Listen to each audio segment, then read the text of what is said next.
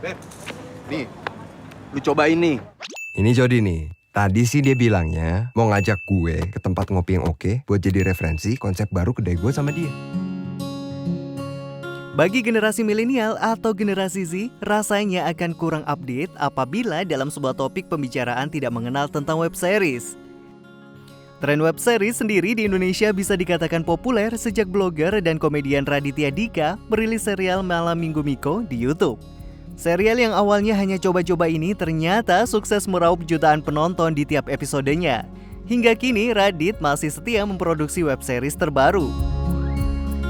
Jadi gue memang punya ide untuk bikin web series yang tayangnya di bulan Ramadan. Dan pas gue mau bikin, gue pakai kru yang minimal banget. Puput asisten gue sampai jadi makeup artist juga, makeupin orang-orang. Nggak ada pencatat skrip ya, kalau kalian lihat ada di daftar kru, itu ada namanya script supervisor. Itu adalah pencatat skrip yang tugasnya adalah supaya satu shot ke shot lain tetap terjaga kontinuitasnya. Jadi kayak rambutnya ke kanan di shot yang ini, maka shot berikutnya rambutnya juga ke kanan, dan lain-lain. Nah kita nggak ada tuh, karena kita pakai kru yang kecil banget, iseng-iseng mau bikin satu episode doang waktu itu. Dan memang waktu itu gue pengen coba bikin satu buat gue coba-coba dulu, kira-kira bentuknya mau kayak gimana, web seriesnya kayak apa. Maka jadilah episode pendatang baru ini.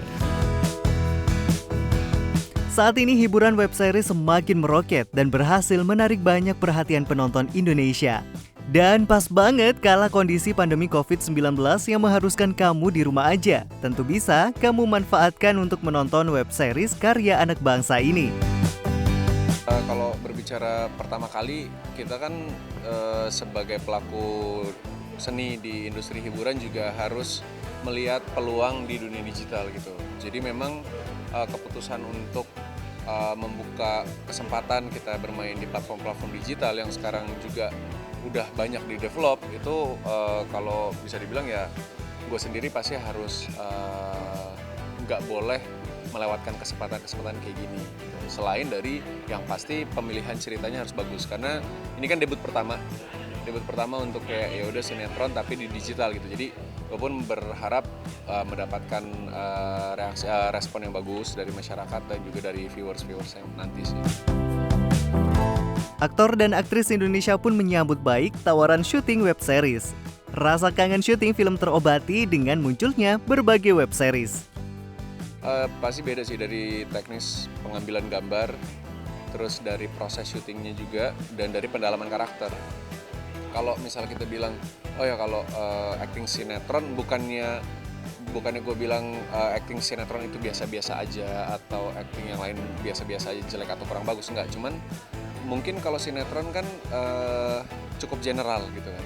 Dia lebih kuat dari segi drama ceritanya gitu. Kalau karakter juga cukup kuat, cuman karakter yang masih beralasan dan mungkin bahasa sederhananya lebih normal pada umumnya. Jujur kan kalau kita bisa, kalau misalnya kita dari segi pemain bilangnya kalau digital tuh biasa identik sama series atau enggak film, ya kan? Cuma ini pertama kali sinetron tapi dijadiin ke digital. Menurut aku sebuah terobosan yang menarik banget sih. Sinetron tapi gayanya lebih kayak ke film gitu loh. Jadi menurut aku itu juga bisa kita jadiin suatu kebanggaan juga sih. Jadi perfilman Indonesia tuh mulai lebih upgrade lah untuk kelas sinetronnya. Jadi soalnya kan kadang-kadang kita kalau misalnya nonton sinetron kita nggak ngikutin sedikit ya kita kayak kehilangan hype-nya gitu loh, dan kita nggak kayak tadi ada yang namanya komentar bareng, dan kita juga kalau misalnya dulu harus nunggu misalnya ke sekolah untuk kayak bahas-bahas sinetron yang semalam baru kita tonton. Kalau sekarang tuh kayak bisa langsung live komentar bareng, jadi menurut aku lebih greget aja gitu loh, lebih exciting.